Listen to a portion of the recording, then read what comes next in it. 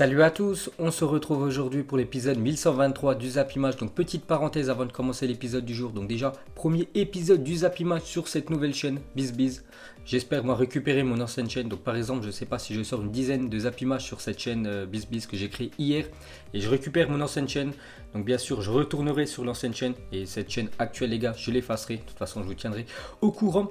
D'autres parenthèses les gars, attention parce que j'ai vu sur YouTube qu'il y a une chaîne BizBiz. Donc c'est un fake de moi. Voilà, une personne utilise mes vidéos, voilà, a mis mon blaze, ma photo BizBiz. Donc bien sûr, j'irai signaler cette chaîne vu que je parle actuellement avec des personnes de YouTube. Donc elle va sauter, vous inquiétez pas, dans quelques jours. Donc voilà les dernières infos. Donc maintenant, place aux Zap Image 1123 et on va souhaiter aujourd'hui deux anniversaires, deux gardiens. On commence déjà avec le gardien espagnol Iker Casillas qui fête aujourd'hui ses 39 ans. Regardez son palmarès impressionnant. Donc il a tout gagné dans sa carrière, que ce soit la Liga, la Super Coupe d'Espagne, la Ligue des Champions, la Coupe du Monde avec l'Espagne bien sûr, deux fois l'Euro, donc 2008 et 2012, donc bon anniversaire au gardien espagnol.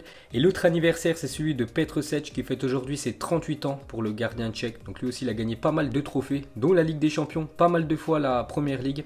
Une petite info sur l'ancien gardien de Chelsea. Donc au cours de ses 11 saisons à Chelsea, il a subi 1241 tirs et a arrêté 1000 de ses tirs, ne concédant que 241 buts en 11 saisons. C'est quand même exceptionnel les stats de Petr Cech. Donc en tout, 22 buts encaissés par saison, 80% d'arrêt sur les tirs cadrés, 166 clean sheets, donc incroyable les stats du gardien tchèque. Ensuite, il y a 7 ans, jour pour jour, Sir Alex Ferguson mettait fin à sa carrière d'entraîneur avec l'équipe de Manchester United. Donc il a passé quand même plus de 27 ans avec cette équipe anglaise de Manchester United. 13 titres de Première Ligue remportés, incroyable.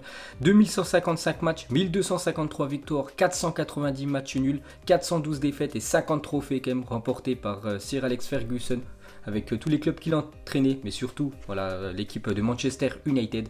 Donc il y a déjà 7 ans, jour pour jour, qu'il a arrêté sa carrière d'entraîneur. Il avait arrêté sa carrière sur un titre de Première Ligue avec l'équipe d'United. Ensuite, pour continuer avec l'entraîneur écossais, donc cette photo de Cristiano Ronaldo présentant son fils à son père spirituel Sir Alex Ferguson, parce que Ferguson c'est quand même lui qui est parti dénicher Cristiano Ronaldo du côté du Sporting Portugal. Et après on connaît tous l'ascension de CR7, donc lors de la finale de la Ligue des Champions entre le Real Madrid et la Juventus, on peut voir que Cristiano Ronaldo avait permis à son fils de rencontrer Ferguson. Ensuite, pour continuer avec l'attaquant portugais, donc il y a 2 ans, jour pour jour, CR7 inscrivait son 450e et dernier but avec le Real Madrid. Donc en tout, il a marqué 450 buts en 438 matchs. Donc un ratio exceptionnel quand même de plus de 1 but par match. Cristiano Ronaldo, donc il y a 2 ans, jour pour jour, c'était son dernier but inscrit avec le Real Madrid avant de rejoindre quelques semaines plus tard l'équipe de la Juventus. Ensuite, pour continuer avec CR7, donc hier il a terminé la 14e imposée à tous les joueurs évoluant en Serie A étant revenu de l'étranger, vu qu'il a passé tout son confinement au Portugal du côté de Madère. Donc il y a 2 semaines, il est revenu en Italie. Donc pendant 14 jours, il devait rester chez lui. Et hier, il a pu reprendre l'entraînement avec la Juventus. Donc Cristiano is back. Donc le retour de CR7, une petite photo de lui du côté du centre d'entraînement de la Juventus. On peut voir aussi qu'il fait la une aujourd'hui du journal Tuttosport en Italie. C'est marqué Ronaldo. Donc CR7 est revenu s'entraîner à la Cotinassa, donc le centre d'entraînement de la Juventus, après 72 jours pour une fin de saison qui le reverra chasser des records. Donc ses objectifs pour cette fin de saison, donc une 6e Ligue des Champions et pourquoi pas un 6e Ballon d'Or. Ensuite, pour continuer avec Cristiano Ronaldo, une déclaration de Nasser, président du Paris Saint-Germain, qui a toujours rêvé quand même de Cristiano Ronaldo, de pouvoir l'attirer du côté du PSG, mais c'est quasiment impossible. Donc il a parlé de la personnalité de Cristiano Ronaldo année après année. Ronaldo fait preuve d'une détermination unique, d'une force de caractère hors norme. Il reste animé par cette envie de s'améliorer chaque jour et il repousse toujours ses limites. J'admire cette volonté implacable. Donc très bel hommage du président du Paris Saint-Germain à CR7. Ensuite, pour continuer avec le président du Paris Saint-Germain, Nasser, donc selon un classement réalisé par France Football, Nasser est la personnalité la plus influente du milieu du football. Le président du Paris Saint-Germain et patron du groupe Bein devance Cristiano Ronaldo et Infantino, président de la FIFA. Donc le classement des 50 personnes ou entités les plus influentes dans le monde du football selon France Football. Donc Nasser en première position, président du Paris Saint-Germain, c'est lui la personne la plus influente quand même dans le monde du football actuellement. Deuxième Cristiano Ronaldo, troisième Infantino, on peut voir à la 4e place c'est Klopp, l'entraîneur de Liverpool. 5e place, c'est l'agent de CR7, Jorge Mendes. On peut voir que Kylian Mbappé est lui classé à la 20e position, Zidane à la 18e position. Ensuite, direction l'Angleterre, donc les Reds ont fait leur retour à l'entraînement. Donc l'équipe de Liverpool a repris l'entraînement hier pour peut-être reprendre la première ligue courant mois de juin. Donc pour le plus grand bonheur de quelques curieux. Donc on peut voir un père en train de lever son fils pour qu'il puisse assister à l'entraînement de l'équipe de Liverpool. On peut voir une photo de Alisson Becker, le gardien brésilien qui revient à l'entraînement. Une autre photo aussi d'un joueur lui aussi qui est revenu à l'entraînement, c'est Hugminson, de retour après 4 semaines de service militaire. On avait parlé il y a 2 semaines qu'il avait passé son service militaire en Corée, donc il est retourné en Angleterre et il s'entraîne avec cette équipe de Tottenham. Ensuite, pour continuer avec l'APL, donc elle se prépare à devoir reprendre la compétition à huis clos pendant au moins un an minimum. Donc normalement jusqu'à l'été 2021, tous les matchs seront à huis clos. Donc l'année prochaine, normalement, toute la saison sera à huis clos en première ligue. Bon, ça sera, je pense, dans tous les championnats européens, même dans tous les championnats au monde. Cette fois-ci, les gars, on va parler de Manchester City. Donc, vous savez que Manchester City risque de louper les 2 prochaines Coupes d'Europe. Donc, l'appel de Manchester City concernant la suspension de Coupe d'Europe pour 2 ans sera étudié entre le 8 et le 10 juin prochain. Donc, normalement, cette réunion devait avoir lieu il y a quasiment 2 mois. Mais vu que vous savez ce qui s'est passé avec le virus, donc on ne pouvait pas faire de réunion. Donc, c'est pour ça que cette réunion a été décalée. Donc, début juin, on saura si Manchester City pourra jouer les 2 futures Coupes d'Europe ou pas.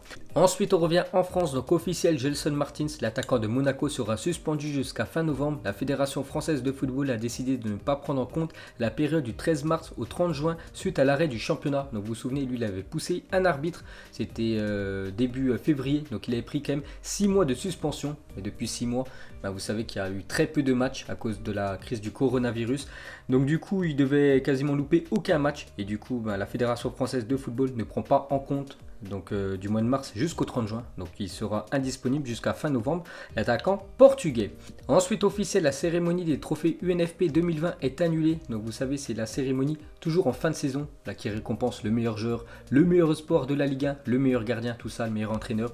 Donc pour cette saison 2019-2020, cette cérémonie est annulée. Ensuite, officiel, la fédération écossaise met fin au championnat. Le Celtic est sacré champion pour la 9e saison consécutive. Donc félicitations au Celtic. Donc pour ce championnat écossais, c'est la même chose qu'en France, c'est la même chose qu'aux Pays-Bas. Fin du championnat, ça reprendra pas. Donc eux, c'est pas une saison blanche comme aux Pays-Bas, c'est un peu comme en France. Donc le titre revient au Celtic, quand même 9e saison consécutive qui remporte ce trophée, l'équipe du Celtic Glasgow. Ensuite, regardez la une aujourd'hui du journal Marca en Espagne, c'est marqué le Paris Saint-Germain veut aussi Haaland en une de ce journal espagnol. Donc en plus du Real Madrid, le Paris Saint-Germain s'intéresse aussi à Haaland face à l'incertitude de l'avenir de Cavani et Icardi. Et dans le cas où Mbappé ne prolonge pas, le club parisien voit le Norvégien comme une alternative pour renforcer son attaque. Donc voilà ce que dit cette une journal Marca, que le Paris Saint-Germain et le Real Madrid sont intéressés par Haaland. Révélation cette saison, l'attaquant norvégien. Donc affaire à suivre. Ensuite, pour continuer avec l'attaquant du Borussia Dortmund, donc son agent Mino Raiola a dit pourquoi Haaland a rejoint Dortmund et pas la Juventus, parce que la Juventus le voulait aussi lors du dernier mercato hivernal. Donc il a dit parce qu'il l'aurait fait jouer chez les moins de 23 ans et lui bien sûr veut jouer avec l'équipe première, c'est pour ça qu'il a préféré aller du côté de l'Allemagne. Ensuite, cette fois-ci, regardez la une journal sport en Espagne, donc c'est marqué Poker Show. Donc le Barça place jusqu'à 7 joueurs sur le marché pour augmenter les chances pour les échanges avec Lautaro Martinez, Pjanic et De Seglio. C'est vrai que le Barça est toujours intéressé quand même par Lautaro Martinez, l'attaquant de l'Inter. Et Luis Suarez recevra l'accord médical dans 10 jours pour pouvoir, pourquoi pas, reprendre le championnat espagnol. Et cette fois-ci, la une journal Mundo Deportivo, et ça parle de Miralem Pjanic. Oui ou oui, en une de Mundo Deportivo, aujourd'hui le Barça le veut pour sa qualité et sa polyvalence. Au-delà des possibles échanges avec la Juventus, il le voit comme une pièce clé pour consolider le milieu de terrain et le joueur est séduit à l'idée d'être Blaugrana. Donc aussi affaire à suivre. Ensuite, on va parler du stade du Real Madrid actuellement en rénovation. Donc le nouveau Santiago Bernabéu prend forme petit à petit. Donc on peut voir la nouvelle structure métallique qui est en train d'être mise sur le stade du Real Madrid. N'oubliez pas que le stade devrait être prêt fin 2022. Ensuite, on peut voir que le mot remontada va entrer dans le Larousse en 2021. Donc le Larousse, c'est le dictionnaire. Donc remontada, ça voudra dire remontée de score inattendu permettant à l'équipe qui perd d'emporter la victoire dans un match de football alors qu'il y avait un grand écart de points entre les deux équipes. Donc c'est ce qui s'est passé il y a quelques années avec ce Paris Saint-Germain Barça. Ensuite, on va parler de l'attaquant belge Mertens qui est libre au 30 juin prochain sur le point de prolonger jusqu'en 2022 avec le Napoli. Donc félicitations à Mertens qui va prolonger certainement son contrat avec l'équipe de Naples. Donc un nouveau contrat de 2 ans et un salaire de 4 millions d'euros. Donc c'est le même salaire qu'il touchait avant, mais il va toucher 2 500 000 euros de plus à la signature de ce nouveau contrat. Mais ça reste quand même un salaire très peu pour Mertens qui touche le même salaire tout simplement que Eric Choupo-Moting, l'attaquant du Paris Saint-Germain. Ensuite, les joueurs de Chelsea bombardent la publication d'Hakim Ziyech. Ils l'attendent avec impatience parce que vous savez qu'Hakim Ziyech va rejoindre dans les futures semaines l'équipe de Chelsea en fin de saison, vu que c'est sa dernière saison du côté de l'Ajax Amsterdam. Et ses nouveaux coéquipiers côté Chelsea l'attendent avec impatience. On peut voir par exemple Billy Gilmour, donc un jeune joueur de Chelsea, qui a mis un petit symbole pour dire qu'il arrive très vite. La même chose pour César Azpilicueta, capitaine de Chelsea, ou même Abraham, l'attaquant. Donc tout le monde attend Hakim Ziyech du côté de Chelsea. Et pour finir avec le milieu offensif marocain, donc pour la 3e année consécutive, Ziyech était le joueur de l'année de l'Ajax Amsterdam. Donc félicitations à lui. Ensuite, on revient sur l'équipe de Chelsea. Il y a exactement 8 ans, jour pour jour, Chelsea remportait la Ligue des Champions. À cette époque, Chelsea est entraîné par un certain Roberto Di Matteo, en poste en intérim depuis seulement 2 mois. Ils avaient réussi l'exploit à gagner cette Ligue des Champions en battant l'équipe du Bayern Munich au tir au but. Il sera l'unique entraîneur des Blues à avoir remporté la Ligue des Champions avec le club. Donc c'était il y a 8 ans, jour pour jour. Ensuite, une déclaration de Roberto Carlos sur R9. Donc Ronaldo était le meilleur, il n'y aura jamais un autre Ronaldo. Pas Neymar, Cristiano ou Messi, Ronaldo est unique. Je pense que dans notre génération, il était plus difficile de marquer des buts, c'était plus physique. Donc voilà ce que dit Roberto Carlos, tout simplement qu'à l'époque, c'était beaucoup plus compliqué pour les attaquants de marquer des buts.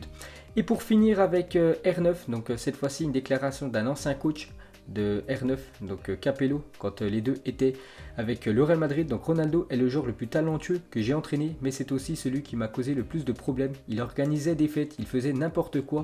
Van Nistelrooy m'a même dit un jour: monsieur, ça sent l'alcool dans les vestiaires. Donc on a une petite info sur l'ancien très grand buteur brésilien. Ensuite, une déclaration de Kevin Trapp sur Zlatan Ibrahimovic. Il était toujours le premier arrivé à l'entraînement, toujours le dernier à partir. Il avait une mentalité exceptionnelle, il était parfois très dur à sa façon, mais il voulait tout le temps gagner et aider l'équipe. On sait la mentalité de Zlatan, toujours être le numéro 1, toujours gagner, et Kevin Trapp le confirme. Ensuite, regardez le classement des pays les plus titrés au monde. Donc le premier pays, sans surprise, c'est le Brésil, 18 titres, donc 5 Coupes du Monde, 4 fois la Coupe des Confédérations et 9 Copa América devant l'Uruguay et l'Argentine à la 2e et 3e position. Donc que des nations sud-américaines, parce qu'oubliez pas que la Copa América c'est quasiment tous les ans par rapport à l'Euro où c'est tous les 4 ans. Donc bien sûr tu as plus de chances de remporter la Copa América, d'avoir un plus gros palmarès que les équipes européennes. Et on va finir aujourd'hui ce Zadi avec cette personne, donc ce jeune footballeur. Vous mettrez en commentaire qui est ce jeune footeux, donc plutôt facile pour reprendre ce Zapimage sur cette nouvelle chaîne. Vous mettrez tout ça en commentaire. Donc voilà les gars, la fin de ce Zapimage 1123. Donc si ça vous a plu, un petit like. Et nous on se retrouve, je sais pas si on se retrouvera demain ou après-demain, je sais pas, parce que là je sortirai pas des vidéos tous les jours les gars sur cette chaîne. Voilà, je vais essayer d'espacer. Donc on se retrouvera plus tard les gars pour le Zapimage 1124. Ciao à tous.